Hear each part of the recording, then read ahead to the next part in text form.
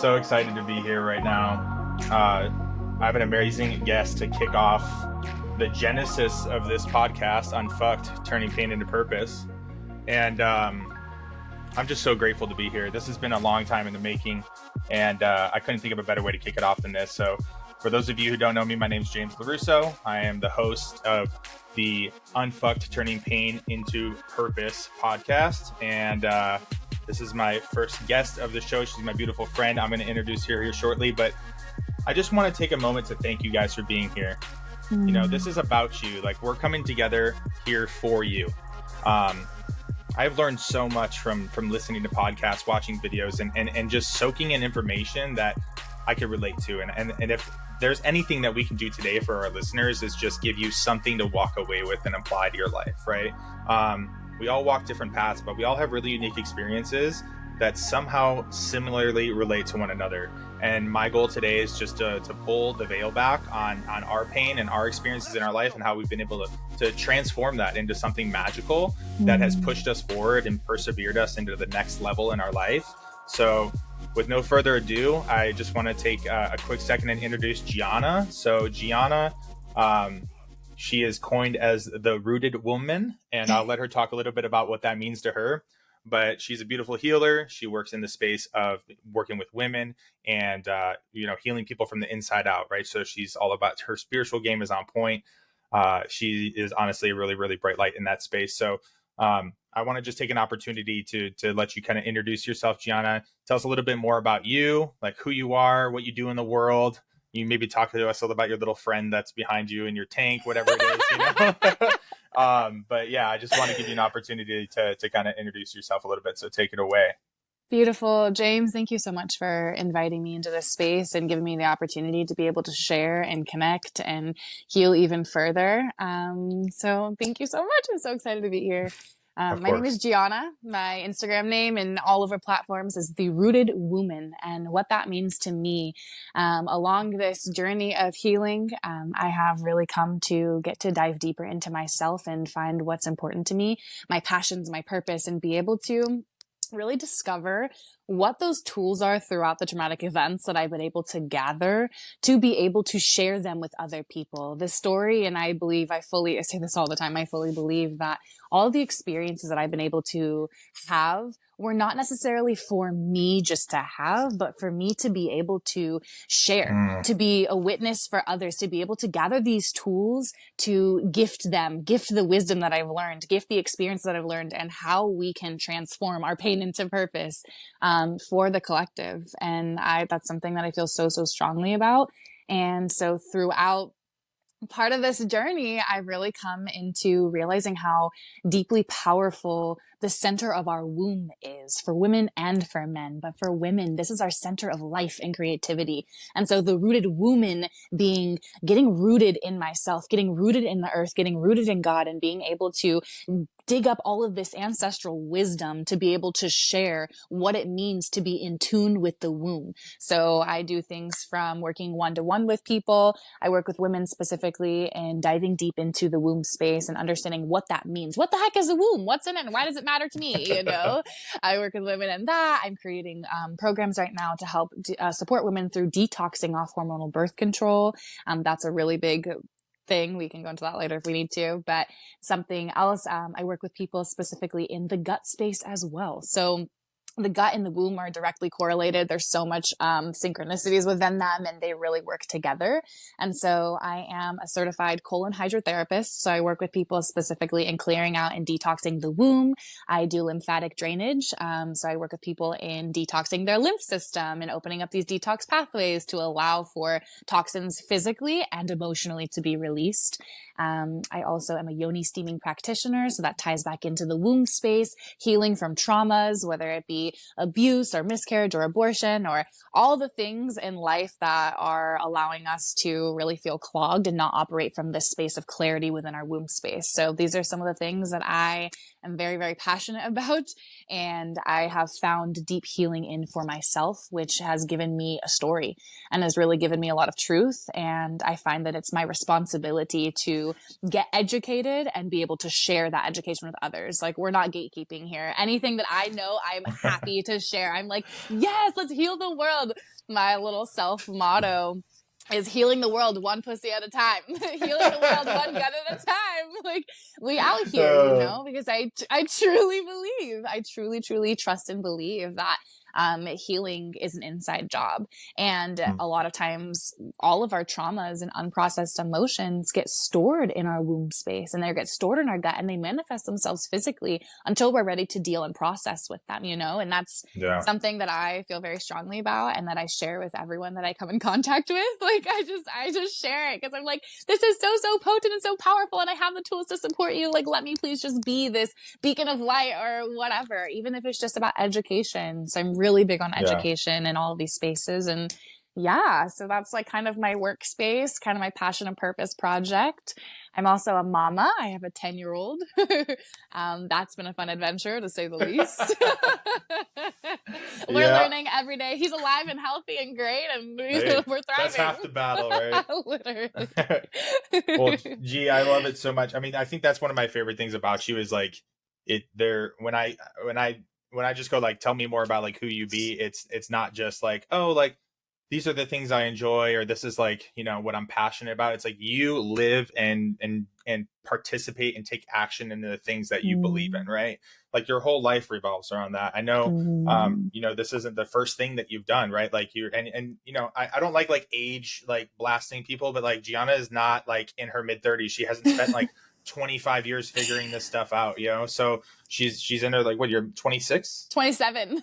27? Okay. So, you know, like you've spent a lot, and you, like she just said, has a 10-year-old son. So like has been going deep for a long time to get where she is. And it's just about like laying those bricks one day at a time. I heard it on Instagram today. It was like, it was one of my mentors. It was actually Colton. He was talking about this old, quote that, I think it was Will Smith said something about like, his dad had him build a wall over the summer or something. It wasn't about like just building this like wall, like a brick wall. It was about like just perfectly laying one brick at a time as perfectly as a brick can be laid, you know. And it's just learning and going through those experiences. And, you know, sometimes we need to experience some things that don't feel great, right? That don't land with us in the best of ways, and meet it with some sort of grace and learn through it to get out to the side that you're experiencing in so many different areas in your life, right? Like, and I think it's why you're so passionate about what you're doing. And it's one of the reasons that I talk about pain into purpose, because I think it's so important for people to remember, like, what you're experiencing, it doesn't need to be in vain unless you choose for it to be. It's your choice. And I think, you know, we're going to dive into this, but like your journey to where you are right now is simply because of the choices that you've made to take things on and say, how is this happening for me rather than happening to me, you know, and letting it be an opportunity for you to excel in your life and add to you rather than take away. You know, it's I the love big that. thing. Thank you for that acknowledgement. And that's something that I feel so passionate about too. It's just like, I was with a girlfriend yesterday, and we're walking down my little green path in the backyard, and I saw this beautiful flower, and I'm like, oh my gosh, just like, look at the details of this flower, and da da da da. And I'm just going off, like, so passionate about how incredibly designed and perfectly like this flower is. And I look over and she's recording me. I'm like, what? And she's like, I love your zeal and your passion for every little thing in life. And I'm like, you know what? I am pretty damn passionate about everything. Like, because, It's hard. this not life is everybody a has gift. that. Yeah, not everybody has that, you know, and you get to acknowledge yourself. I love that you acknowledge yourself for it, because so many people will walk right past that stuff and not admire it. And then even if they see it, they'll be like, oh, that's a pretty flower. They don't take the time to like really soak in like the beauty around them in life. And there's so much pain. I mean, like, you know, like, I mean, if you'll know exactly what date this was recorded, if when I say like the submarine that disappeared, like looking at the Titanic, like that's all you read about on social media right now. It's like everybody loves talking about pain, but nobody wants to talk about like what's on the other side of that. how can you look at the beautiful things that are coupled with the pain, right? And like Mm. when we have that conversation, the whole meaning behind it and the whole impact behind it shifts, and it's a benefit rather than a like a barrier, you know. It's really So perspective, right? Like, yeah. it's that perspective. Like, we can go through this experience and be like, oh, this stuff has happened to me in my life. Or we can say, you know what? I trust and believe that these experiences are allowing me to grow and allowing me to Mm, walk and step into this purpose. You can see it. You can throw yourself a pity party if you want to, or you can allow it to transform you completely. And I yeah, feel like that's a big part of, I mean, your story as well, right? We've gone through all these absolutely. experiences, but we've allowed them to make us better. Now we have all this wisdom and knowledge and experience in these stories, and we can show up to support and mentor other people. And I think that's what it's about. It's not just for us, it's for sharing, and it's for supporting other people and encouraging them through their own walk, regardless of how Mm, similar or different it may be. totally. It all And I comes back think to love. it does. And I think it's an experience that you have to have. I mean, I'll speak for myself. I had to have the experience multiple times of not taking it with grace, of being in my Mm. shit, of Mm. having a pity party and being like, oh, what was me? Why is this happening? Like it really letting it like eat at me and really fuck me up. Because by doing that, it it put me in a position where it's like, I don't want these things to keep happening and have so much control over me. You know, Mm. and for me that was in the degree of, you know, anybody who knows my story is drugs and alcohol and you know, a toxic career in the sex industry that I'm not saying the sex industry is toxic, but it was for me, it wasn't where I belonged. I wasn't aligned with it. I was forcing myself into something because I thought it was going to give me what I wanted or needed. Um, and so I had to keep, you know, stubbing my toe until it was like, hey man, watch where you're walking.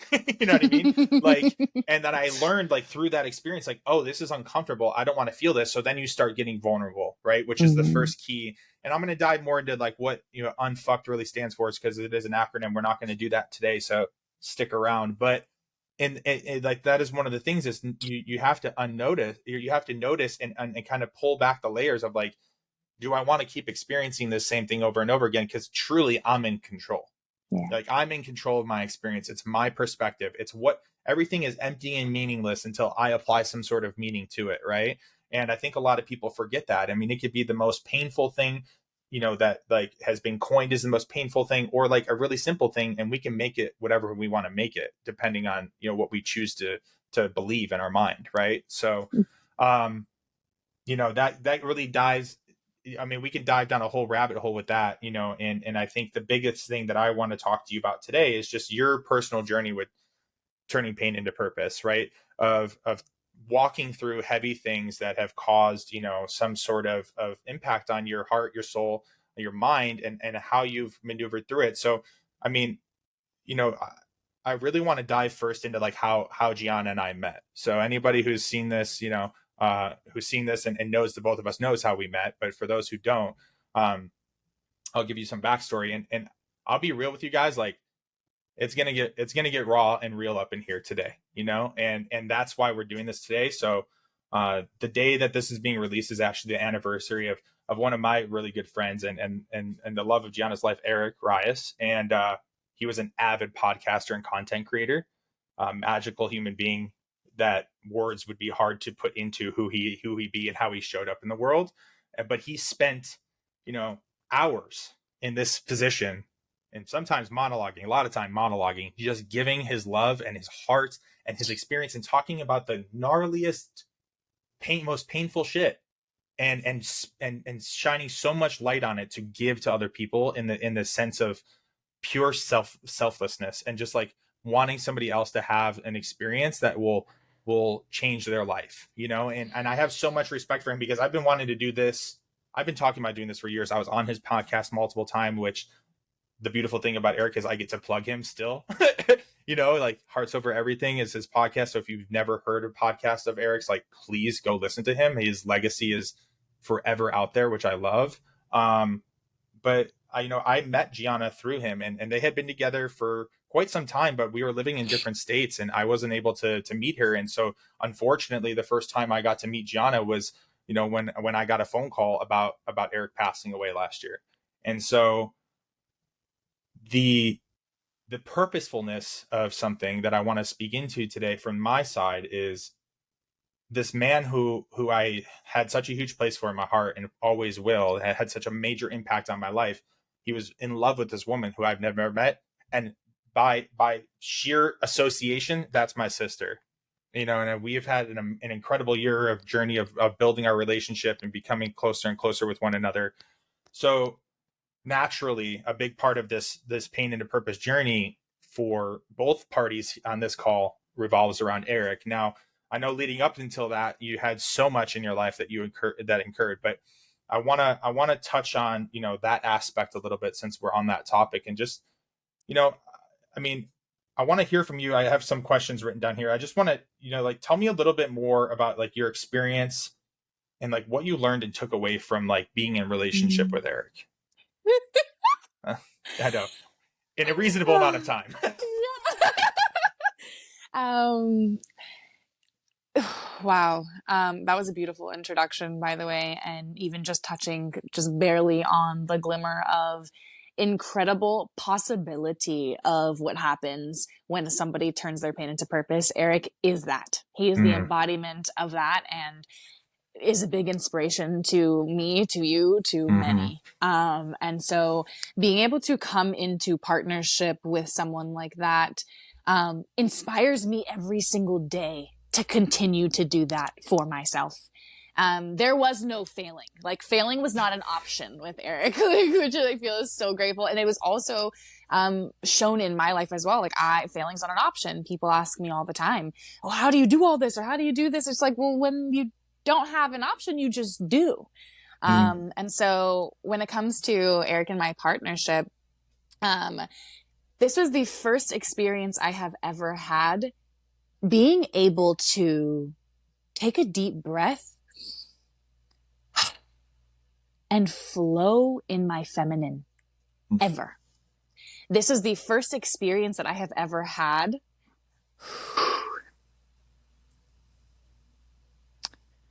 of being led by a man, a masculine, healing man who wanted to guide and be this support for not only myself, but my child and his child, our children, and continue to dedicate himself to healing and to ascension, to continue to do away with the previous ways of living, right? The things that we've experienced in relationships that were maybe unhealthy, or some may say toxic, maybe our programming, things that allowed us to stay in this space of mediocrity.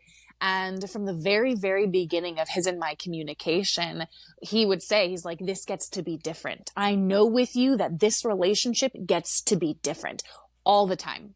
And so we would use that as the catalyst when maybe a disagreement or something would come up where it was uncomfortable. He's like, we get to respond differently because this gets to be different. mm. And the first time in my life, I remember the first time we ever like cuddled on the couch watching a movie or something. He's like, "You're so tense. You're so tense." He's like, "Just relax." And I was like, "What do you mean? Like, I'm so relaxed." And he's just like, "No, no, no, baby girl, like, you get to just take a deep breath and surrender. You know why? Because you're safe." Yeah, And I've never in my life, and I was like, "What do you mean safe?" And he taught me that little by little every single day, showing me that I can yeah. be in my healed feminine. I can surrender and flow in this. I don't have to be the big dog no more. And I have been doing that my whole life. Well, and let's talk about the big dog that Eric is. So for those of you who don't know, Eric, when like he says like, "Don't worry, baby girl, you're safe," we're talking about like a 6'4", 265-pound, yoked, tatted African American man Yeah. with like a gold chain and like cooler glasses than me and like a perfect fade and like Always. neck tattoos. You know what I mean? Like, he's straight like New York gangster, but of love and a love only. So like when he comes across like that, it's Yeah. like, you know, like I think that was one of the beautiful things about Eric was this oxymoron kind of vibe to him, where it's like, you know, if you are a judgmental person, you don't let somebody in and you look at him, you would not peg him for who he was, you know, at his heart. But he radiated it with such confidence and consistency that like you couldn't ignore it. You know what I mean? Because you're like, "Wait, hold up, what?" You know what I mean? You give him 5 seconds and he has you locked in. All he You has know? to do is smile at you and say, Yeah. "I see you. I see you. And you're like, wow, what is this crazy? The power behind he's a gentle giant, and I don't say that lightly. He could Yeah. walk in a room and immediately make a statement without saying anything, and followed up with, how are you? Genuinely cares about people and would go out of his way for people all the time. It's so inspiring. It's so Yeah. inspiring to me, and allowed me to stay in check with that, because that's my heart too. Yeah. So what was the question? Well, we pretty much hit it. I mean, I was just talking about, like, I wanted to hear, like, what you learned and took away from him. And I know that's a loaded question. So, Yeah. I mean, we've touched on a lot of that. And the reason I ask you that is because it's like, like, I want you to kind of like paint a picture of like what, like, a couple of like your greatest memories of Eric were. Like, what were some of the things that like gave you just like, when you think of him, you're just like, "Oh, that was so magic," like that was such a magical moment. Oh my God. I actually was driving home today, listening to our podcast that he and I did together, and it's called The Conscious Relationship. And so we started this whole, because we knew that we were doing this differently. Our relationship, we've never experienced anything like this individually ever before. We knew that we wanted this to be different because this was the one, and that's something that we always spoke on. Eric was pure magic. He honored me and really, really saw me, and something he would say often that stuck with me and will forever. I just want to be loved in my fullest expression. And at first I'm like, yeah, we all do, totally. But I really got to understand what that meant. And he exampled that for me by doing that to me. Loving me in my fullest expression, on my hardest days, on my darkest days, on my ugly days, on my breakout days, all the days he would show up and love me in my fullest expression, regardless of how I was acting, regardless of what I was saying. He was just like, all right, Shadi, I'll let you have that experience. Okay, stay in your delusional 20s. Okay, these are your delusional 20s. I get it. Stay delusional. That's cool. I'll come talk to me when you're ready. And he would let me have that experience. And within that, there was so much security and safety. Like, I didn't want to act out. I wanted to honor him because he showed up for me in that way and was this beautiful, safe space where I could fully and freely be me in all of my amalgamations of myself. That allowed me to truly, truly honor him, which made our relationship in every single day magical. Truly, truly magical. I'm so, so grateful that I've had this experience of being able to see what exists. I never thought that this all-encompassed package of a person could exist and be for me. And it's incredible to know that people like him exist. Wow. I'm like getting sidetracked. It's so emotional because I'm so, so grateful. As am I. I think that's, one of the things that I appreciate the most about people who show up like that in the world is that, like, he lives through you. You know what I mean? Like, I get to experience the impact that he made through not only you. I mean, you're here with me, but so many people. I mean, just in my immediate friend group, it's like Jesse and Benny and all these guys that I get to experience the love and compassion and courageousness that he just completely poured out into everybody that he interacted with. So, yeah. So, obviously the name of this podcast isn't warm, fluffy rainbows and happiness all the time. So, I want to dive into, I want to dive into some real stuff. I mean, aside from the initial shock, I mean, what were some of the biggest challenges that you faced, when Eric transcended? So this is something I thought about. I thought about a lot to try to gather it and think unemotionally so that I can get these tools to actively support other people going through something similar. And so I've really had some time. Tomorrow is his 1-year anniversary. And so a year, I can't believe it's already been a year. And at the same time, I look back at how many different amalgamations of myself that I've become since then because of this situation. And it's amazing. So anyways, what was the question? What were some of the greatest challenges you experienced? Yeah. I mean, I know what I saw and what I experienced through being with you, and I mean, but I just want to kind of hear from you, like what it was, because from my perspective, I saw what I saw, but I wasn't in you. You know, I wasn't in your body. I wasn't having those experiences. So I would love to kind of hear Right. from you what you put words on that for yourself.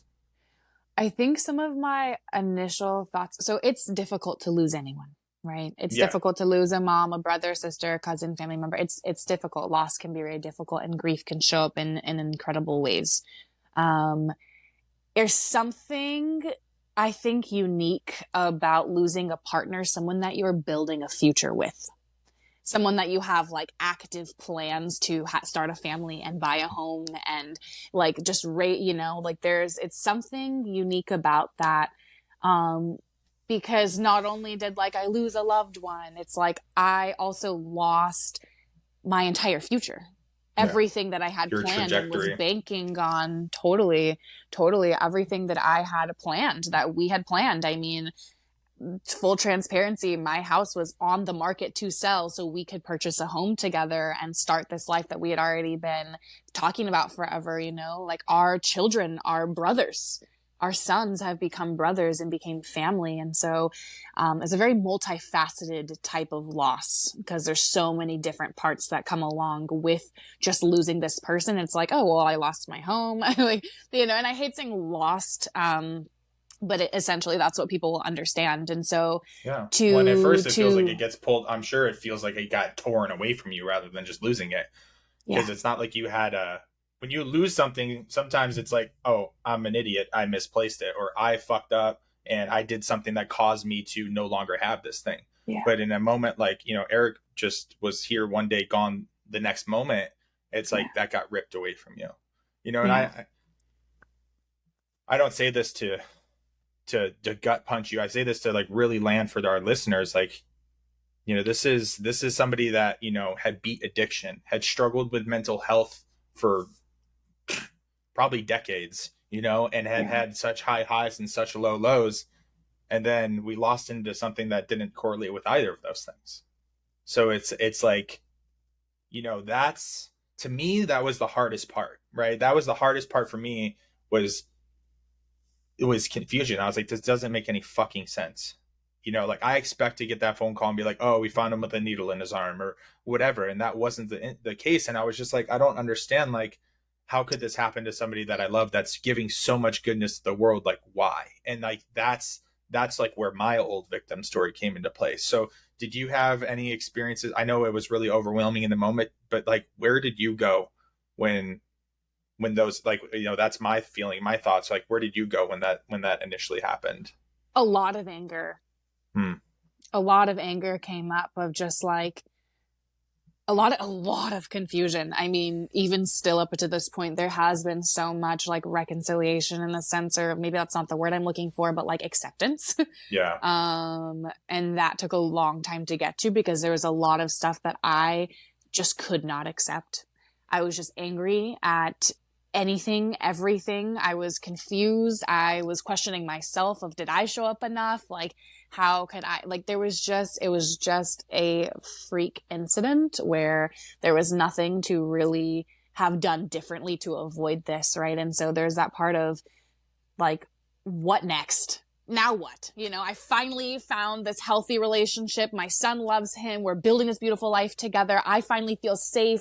This is the most incredible thing I've ever experienced. What the fuck? Like, I just Yeah. don't understand why this would happen. He's a child. Like, he needs, you know, just so many questions of like, now what? Now what? Yeah. How do you deal with this? And so, I mean, a lot of the whole situation happened very quickly as far as moving forward. His family's from out of town and they had to come in at a very limited time. And so it moved things very fast, Okay. very quickly after. And so I feel like a lot of the scenario that went down, it really like forced me out of my grieving because I had to show up for other people. So I wasn't even Yeah. able to sit in this space of like processing all of this. It was kind of just like, holy shit, okay, this happened and now this needs to be taken Yeah. care of and I got to do this. And it was just like on to the next of just handling business part of Yeah. it, I you think we know? were like And 8 of us were on a Zoom in like 24 hours kind of yeah, deal. Yeah. yeah. And yeah, absolutely. So I think I can't even say the hardest part. I really can't even honestly say that at the moment. But a big part of it was just like the questioning of like, now what? Like, I don't understand. Like, how am I supposed to move in the world now? Like, what does life look like for myself, for his family, for his son, for my son? Like, I got to take my house off the market. All these like detailed things that just like are more beyond just the person not existing anymore. Like, it's like, oh, there's business that needs to be handled. And so that was a Yeah. really hard part. I had to like force myself to not grieve at first. It was very confusing. Like for weeks and weeks and weeks on end, I would wake up in the middle of the night, or I didn't really sleep actually at all, for a long time. But a lot of that was just like, I would have these like jolting feelings of like, oh, he's here, he's home. And it wasn't him, you know? And just Yeah. like my body and my mind hadn't really wrapped itself around the realness of like this new life that now I had, I guess, that I didn't Yeah. have a choice in. I didn't have a choice in any of it. Yeah. That was the hard part. I mean, there's a lot of hard parts, but that was a big part of just like, now what? How do Yeah. I deal with my own emotions and my grieving, and also console and support my child who's grieving and dealing with his own emotions? Like, how Yeah. do I handle and support him through grief without saying, without being too overbearingly emotional and being like, this is how we're feeling today. He needs to Yeah. have his own experience, you know? And that was like balancing being a mother and my grieving and him grieving Yeah. too. It was just like overwhelming, and I Yeah. needed support.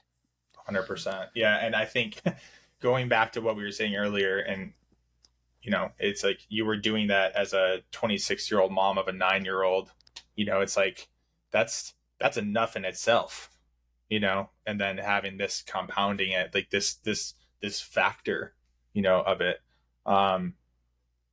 So I know you said you needed support. So tell me, I mean, how did you find the strength? Like, how did you find the ability to walk through that pain, and like, and what did you do with it to just be where you are today? Because I will say this. I mean, I'm speaking for myself. I don't know how I would handle it, but like, to be where you are now, I'd like to think with the tools that I've had and the things I've walked through, being in your shoes, if I woke up tomorrow and my wife wasn't here, if Ashley wasn't here, like how I would maneuver that. But like, I'm a drug addict in recovery, 7.5 years. Like, I don't, that's the first thing that I go to is like, how do I stay sober?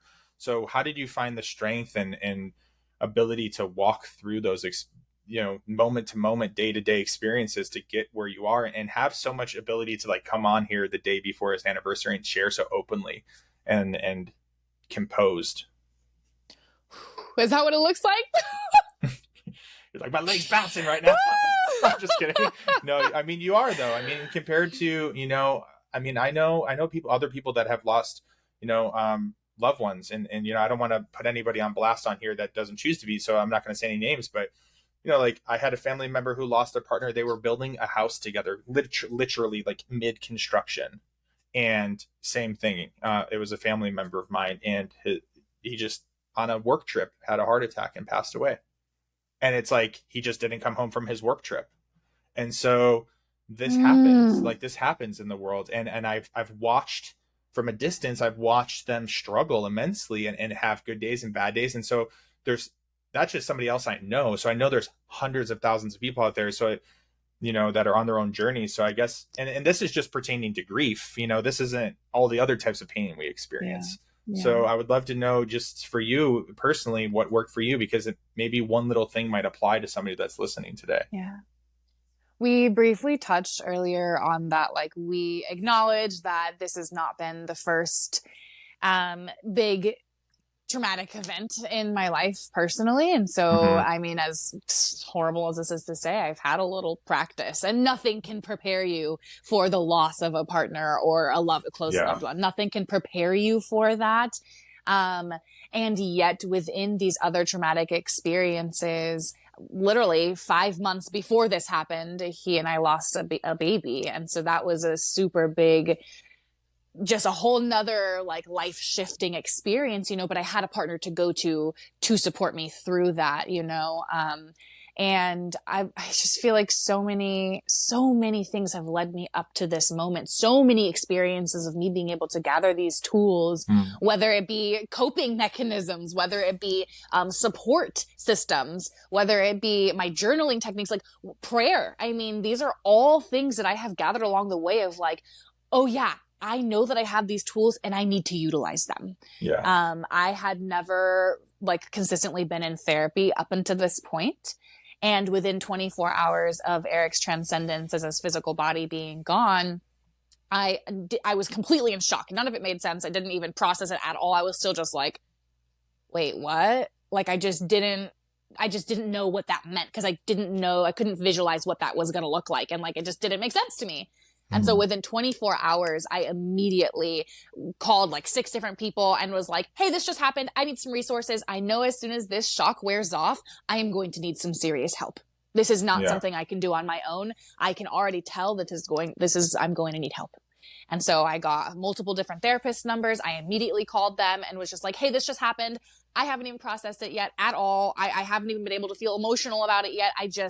I know that once this shock wears off, I need your help. Please help me. What do I do? Where do I go? Like, please hold me, because I'm not sure. Yeah. So immediately I got myself into therapy. I was seeing 2 different therapists. The 2 days after Eric's transcendence, I ended up at an AA meeting.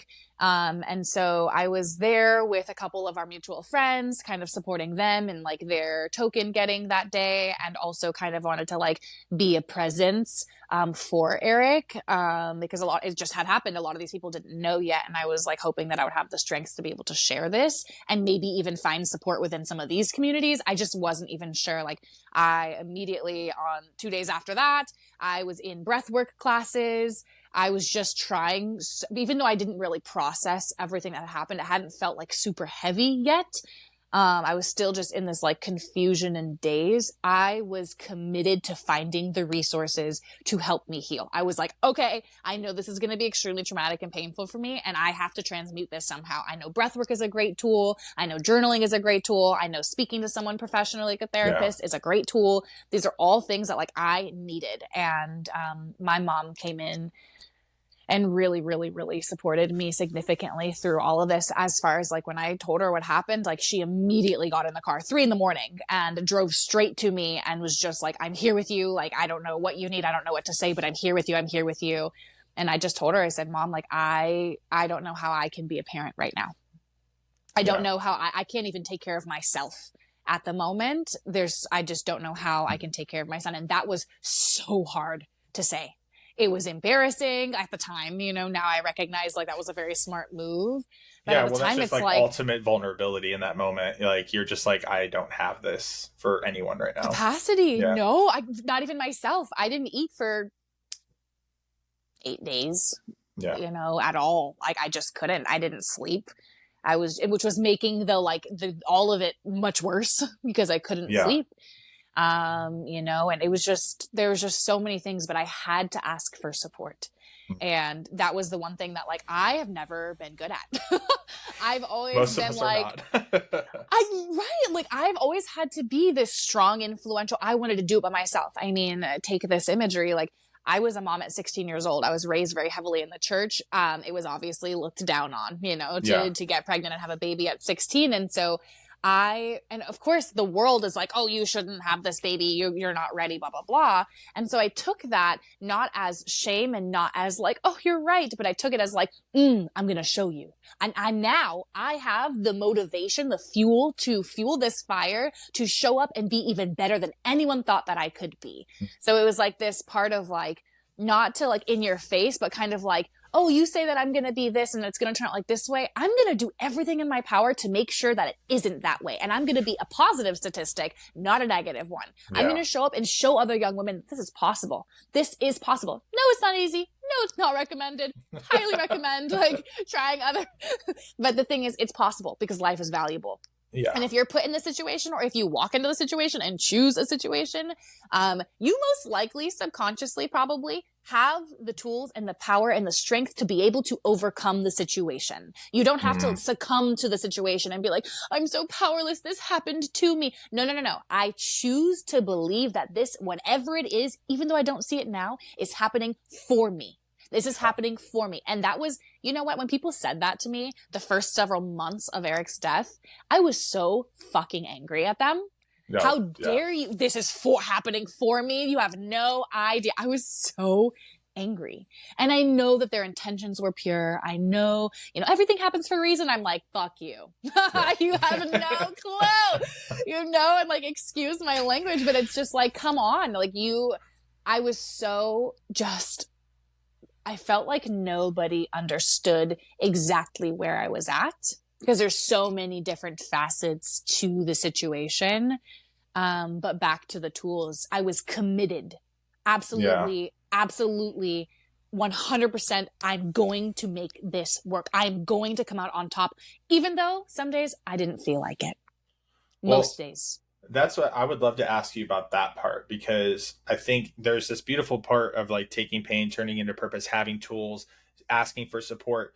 Like, that doesn't come without a bunch of days in a row or a bunch of moments in a row of completely saying, fuck it, I don't have the fight in me. I'm not going to do it right now. So, like, I don't expect you to go into crazy morbid detail or morbid reflection, but like, what did it look like when you just gave up on yourself for, a day, a week, or moment? What did not doing the work look like for you? So some people that are stuck right now, that aren't living in the purposefulness and living in the solution and the possibility, can connect to you and not feel like, oh, well, this chick just has more Yeah. tools than I do. Because I know that's the story I make up, right? Like, I see people walk through heavy shit and I'm just like, oh, well, they're just, more transformed than I am, or they have better tools than I do, or whatever. And it's just an excuse for me to not utilize what I have because I can't connect to them in the moment. So talk to me a little bit more about like what it looked like when Gianna did one of these and just, like, I don't have it in me.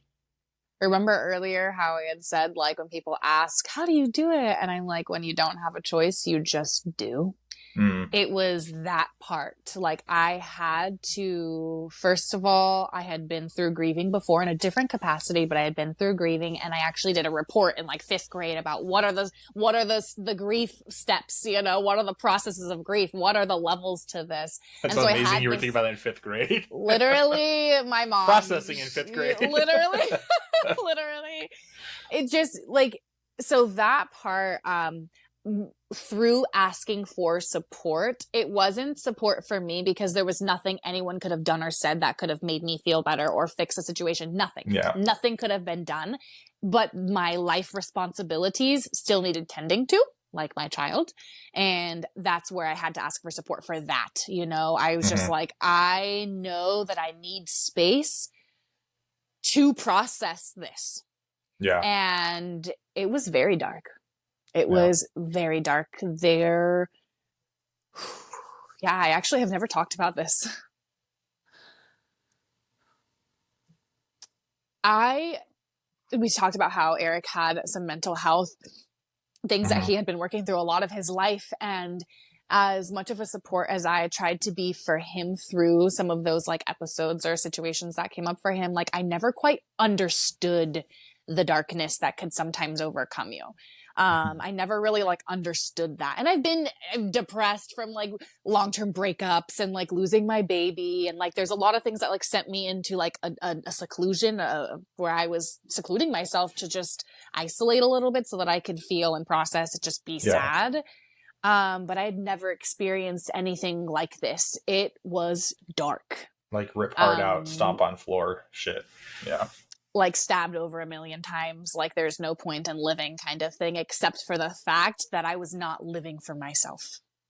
Someone else needed me. Multiple people needed me to continue to go. And so I took that time for myself. I said, you know what? I'm not talking to people. I'm not seeing people. I don't need to explain myself to anyone. I get to just be. And I would get in the shower. I didn't shower for like a week or so too. I literally I just could not even think of like what to do next. Like, tying my shoes wasn't an option. I know that sounds silly, but truly the little mundane tasks throughout life, I could not do. Like, my brain just could not, and that's trauma. That's trauma. Your brain shuts out things and blocks things out to protect you. And tying my shoes was a task. Showering wasn't even a thing. I had a good mutual friend of ours, Carson, actually. She came to the house a couple days later and saw me in bed and was just like, you don't have to talk. You don't have to say anything. Let's just get in the shower. let's just shower and let it rinse off you, just feel fresher. So that was the first time I had showered in a while, and I remember just getting on my hands and knees on in the shower and screaming like I have never screamed before, like from the depths of me, just blood curdling screaming, releasing the pain. Oh, Ooh, talking about it takes me back to like what a powerful moment that was. I needed to get it out, and how grateful I am for support of people who like just let me do that, yeah. because I couldn't even begin to explain what I was feeling. Words didn't explain it. I still can't explain it with words. The level of like emptiness and brokenness and confusion and anger and frustration and sadness that I was just overwhelmed with. Like, Yeah. I would just sit in one spot, no phone, no TV, and stare for hours. Just numb as fuck. Just numb. Not knowing how to process. I didn't know. I mean, there were days, weeks maybe, that I just laid in bed and like only got up because I had to like go pick up my son from school or like pay my bills. Like these were life things were still happening. So I really didn't have a choice to just be depressed and do nothing about it. Like I was depressed as freaking all ever and still had to do life. Yeah. That was you asked earlier about what was some of the difficult parts. It was like not being here, not being able to, not even wanting to make human connection, but still having to go to my 3 jobs, my people jobs where I have to communicate with people and do tasks, and my child. And like, I could only take a certain amount of time off because my bills were still due, Yeah. And so there was that part of like having to continue to go through life and not knowing how. Yeah. And like, I mean, god damn, it was dark. There was a lot that I'm recognizing now within that, where pretty much like within a month, I quit one of my other jobs and started picking up like 6 or 7 different side jobs. I became like the janitor at this business. I started like, different biz. Like I was doing anything and everything to stay as busy as possible. I was like, I have to Yeah. make money and I have to stay busy. And a couple people who love me and know me deeply were like, that's great that you're staying busy. And also, is that to distract you? Is that a trauma response? Like all valid, just asking, like, do you recognize that this could potentially not be a great thing? And I was like, okay, like, yeah, totally. Yeah. Like, honestly, at that point, I was just like, I don't care. Like, I'm doing Yeah. what I have to do to survive. Well, and I It think wasn't that's what about you just said right comfortability. there. Yeah, what you just said right there is like the golden nugget here, right? So like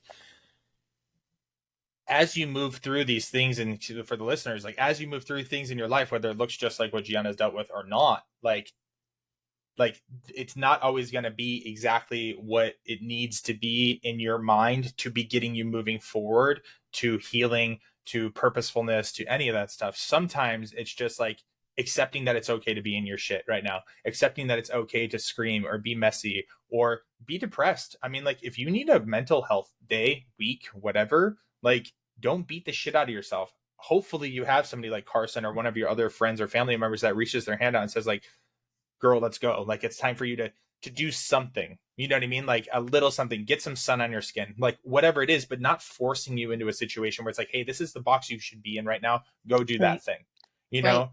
And I think like the other big thing that's been, I want to get this out before I lose it, was like you talked about you weren't living just for you. And we go back to the other thing that, was really painful for you was like getting pregnant, going to high school, having a child when you're 16, raising a kid while you're still in high school, like very painful experience, and doing it in the face of adversity, in the face of people being like, maybe this isn't the best thing for you right now. Maybe you should like really think about the decision you're making.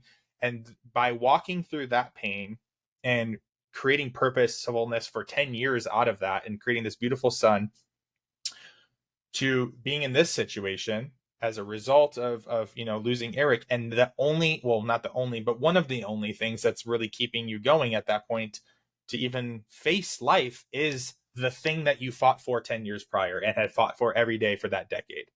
So I think that's just a beautiful part, that is like, as long as you don't give up on yourself and your vision, and your purpose in your Mm. life, it doesn't matter what it fucking looks like in the moment. It doesn't matter if Mm. it's gone to all hell and it's super messy. As long as you have that glimmer of light and you have that purpose, that core, like if you live your life through vision, it doesn't matter if you succeed or fail. You're just learning and moving, and so Yeah. you're living your life in as the vision of being a mother who loves her son and would do anything Yeah. for him, even in her darkest day. Hopefully the darkest day you ever have to experience in your life, And Yeah. so That that, I mean, correlation is powerful. That's a powerful correlation too. And like you said, the only at first, and I'm like, no, you're right. The only thing that got me out of bed, two things: my son knowing he needs a mama, and I say it lightly this way, but it's not light. The plot is showing up and continuing to inspire and encourage. If I can do this, you can do this.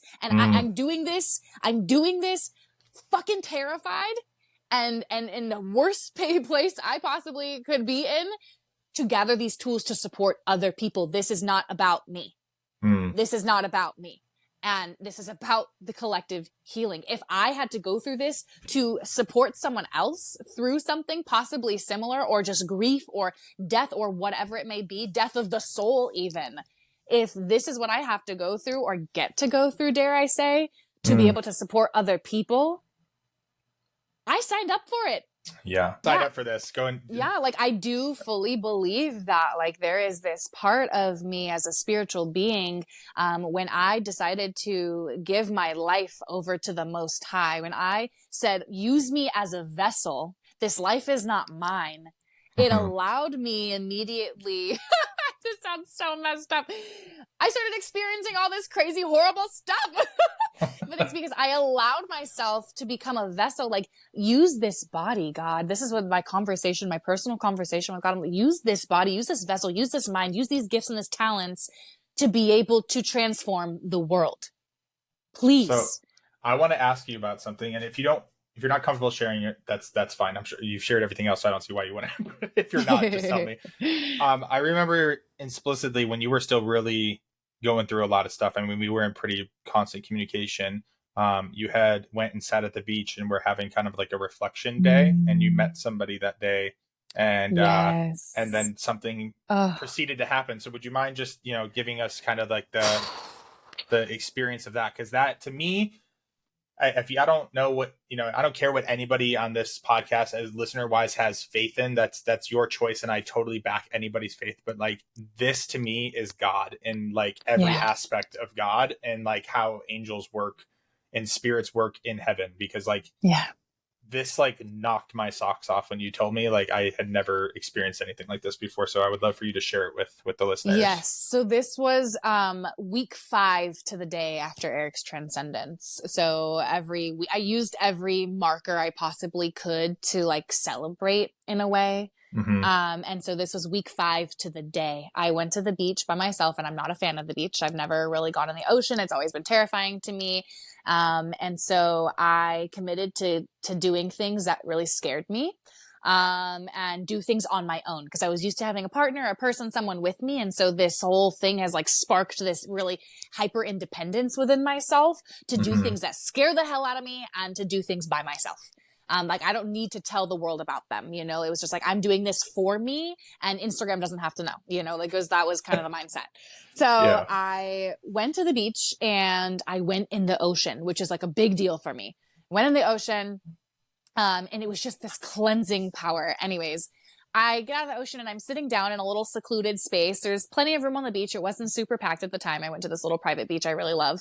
And I'm sitting there by myself with my umbrella, and I'm journaling, and I'm sobbing, and I'm pouring my heart out, and I'm just journaling, and I'm talking to Eric, and I'm talking to God, and I'm just pouring my heart out.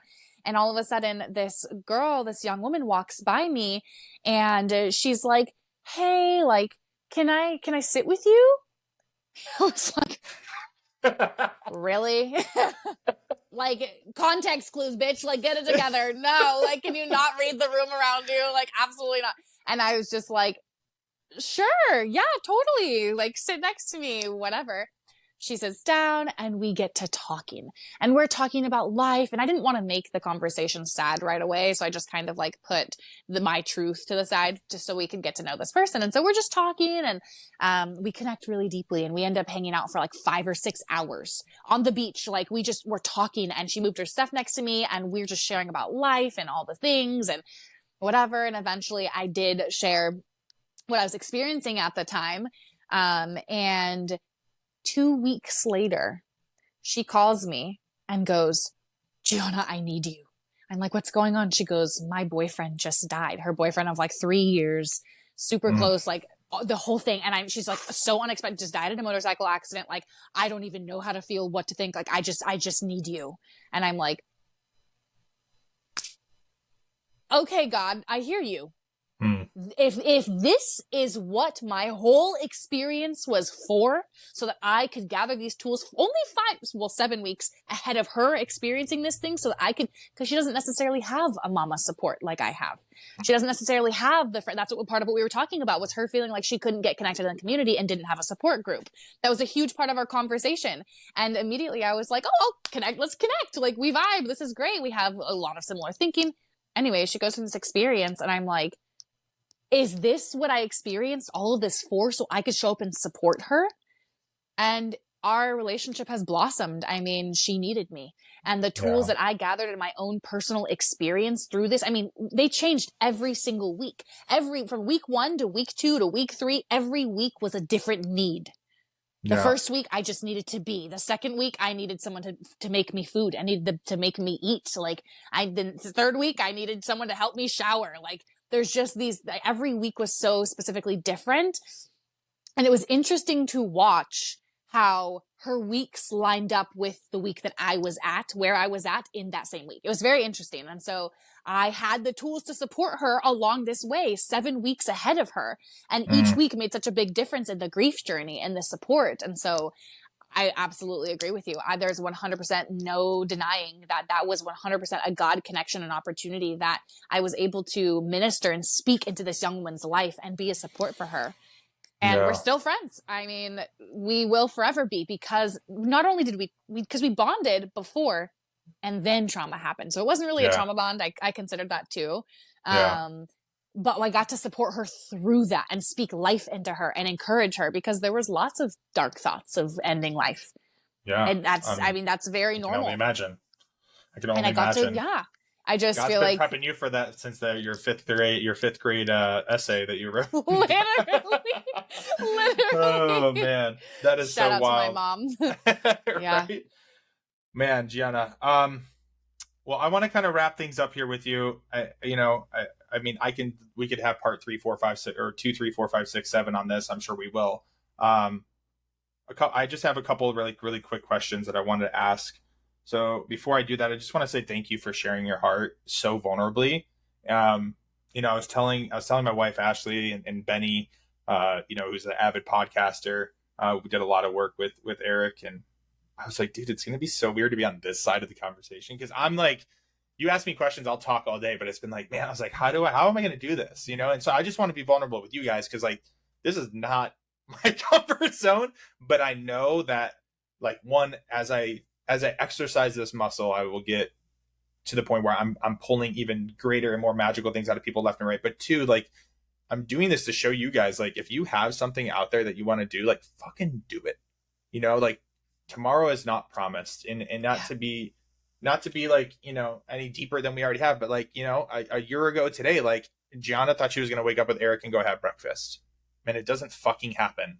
So, like, not like in a tough, pull up your bootstraps kind of thing. It's like, just like, really think about that. Like, I'm not going to say, like, get off your ass and go do that fucking thing right now that you said you were going to do. Like, just really connect to the fact that, like, that shit happens, and look at what happens for the people who are on the other side of it through Gianna's experience today. And that doesn't mean it's the end for somebody, but it does mean that, like, a lot will happen. So, like, leave them with something, like, because if Eric wasn't the person that he was, I mean, he wouldn't have had the impact that he had on the world, and it might have been different, but, like, thank God for the impact that he made and the legacy that he left and the go listen to Hearts Over Everything, please. Like the encyclopedia of love that he left behind for people to tap into. I mean, I remember them putting the slideshow together and they're like, how the fuck are we going to pick pictures for this shit? There's so many pictures and videos. He's just got like an endless limit of just magic. So thank you so much for sharing with me and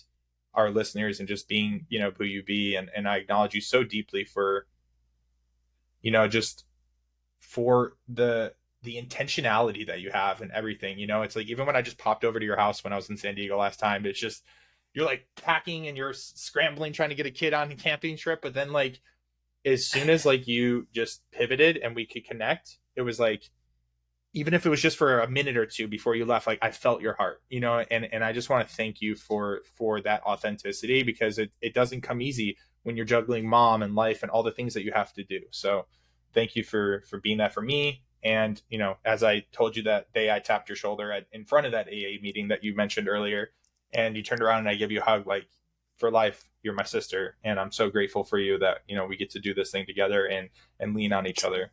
So, me too. Thank you. Of course. So 2 really quick things. And then obviously I want you to shamelessly plug yourself.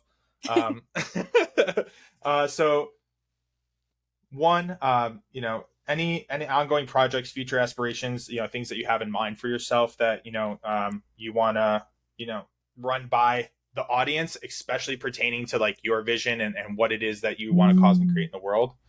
Wow, I love that question, and holy shit, I'll try to make it quick. But I love, and I want to acknowledge you too. Turning pain into purpose, that has been my life's motto since I first discovered pain and been able to really transmute that. So thank you for creating a space in that. I also have been for years, actually, not that I want to show you my house, but I have these incredible orange chairs back there. And I've had them for several years, maybe 4 or 5 now. And I bought them with the intention of starting my own podcast to be able to share my story and be able to ask others about their story and be able to create this experience of being able to really share not only just, my story, but be able to show the footsteps, the footwork, be able to show the path that has been laid out. Like we're what is the word? Like, bushwhackers, that's not the word I'm looking for, but like when you are pathfinder, you're a pathfinder. And maybe this is, no one's walked my road before.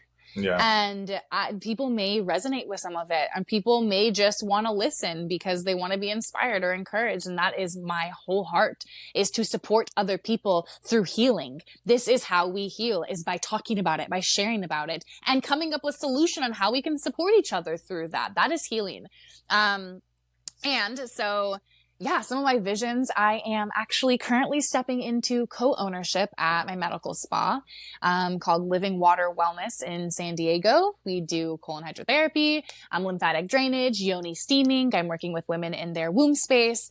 A big passion of mine that I have dabbled in and started to create a little bit. Not create a little bit. I won't be humble. I've been able to create this incredible, powerful, freaking magical portal for women to come together, to gather together and heal, to talk about all the things. They're themed events, or we talk about trauma, where we talk about mother wounds, where we talk about abuse, where we talk about healing, where we talk about miscarriage, and all of these things we get to come together and show up in support. So I've been able to create these groups, and my goal is to be able to have them help be funded so I can be able to continue to show up and bring more people in. And my goal is not make it the Gianna show. My whole goal about these groups is to be able to have other women come in and shamelessly plug themselves. Hey, look, this woman over here has gifts and talents in this room that I don't have. Connect. Mm-hmm. Let's connect. Let's build, let's send off this ripple effect of healing in different areas. Like, I can't give it all and I can't do it all. I do a lot. Trust me. You could probably get a lot done with me, but but there's this part of like, there are so many women we need to support each other. We are better together. I did have you on here as the Jill of all trades in the intro. I actually didn't say that, but I remember when you showed me that you make your own yoni steaming like benches. I was like, damn, this girl don't play. Okay. I'm They're a awesome. carpenter and a healer and an artist and all the things. But so there's that part of like, we get to support each other. We are better together. And so that's part of the vision. My vision is to expand the spa that we're at right now, and be able to incorporate different healing modalities. I can't say a whole lot yet because it's in the works and I want to be very mindful, but it's happening. So stay posted. Get on my Instagram. That's where the best place you can find me. And my heart, I'm not going to gatekeep any information I have, any wisdom, any knowledge, anything that I have learned. I want to share it. Like, please ask questions. I want to share what I've experienced. I am very open. And because I fully believe that my life is not just my own, my life and my experiences are meant to be lessons and meant to be encouragement and meant to be an inspiration for people who just need that extra support. So yikes, if we can connect on that. I'm all for it. Yeah, that's, you asked about my passions and purpose. I'm stoked for your podcast because you now, not only are you going to kill it, but now you have an awesome co-host between your two orange chairs that's going to co-host. I have a bearded dragon. It's my first pet I've ever had in my life, and I'm obsessed with him. I love him so much. His name's Mochi, my Mochi little guy. That's awesome. All right, my co-host, cool. I love it. Last you can thing, find me on, go ahead. Yeah, well, I'm going to have you plug your social media for sure. So, last thing I just wanted to ask, what's a message of like, or like a takeaway of hope that you would love to just like leave with our, like your sign off tagline that you want to like provide to our listeners, to just give them inspiration, whether it's for this evening, for their whole journey, just about turning their pain into purpose. Wow, that's so funny. As you were saying that, I really tapped in. I was like, okay, God, like, what is the clarity that you want me to share? Because I don't want it to come from here. I don't want it to be like, oh, this thing I say all the time. I want it to be real and authentic. And it's funny that the thing that popped up in my head first, or in my heart really, is something that Eric and I would say a lot. Something that I told him one time, and he would say it back to me all the time. And it's literally ... and there is healing, which means throughout any of the experiences that you have, regardless of how far you have gone, regardless of how far left or the darkest of darks, and there's healing. And I just want to encourage and inspire you that it's never too late. It's never too late. There is healing for what you're experiencing. There is healing for the pain that you have. There's healing. And I think I'm going to end there because awesome. It's possible. If I can do it, you can do it, and ask for support. Show up and support others. Tell your people that you love them, ... And there's healing. Oh, that's that. I love that. All right. Where can we find you, G? Woohoo! Instagram is the best place to connect with me right now until I launch my website, which is happening soon. So stay posted. Instagram. My name is The Rooted Woman, TheRoo, 2 O's, ROOTEDWOMBA, and The Rooted Woman. I am launching a whole site and interactive experience. I'm also getting ready to launch how to detox off hormonal birth control. And I'm so excited to learn about the power that our body holds and the wisdom that we hold when we detox off these toxins. And so I'm doing one-to-one experiences with people. I'm also doing group events. If you're a woman in the San Diego area, or if you're willing to travel, I will be posting our next womb wellness event soon, that I can't wait to host you guys and just share and be able to be in that space together. I'm real as hell, and I'm down to connect, and I love you. Amazing.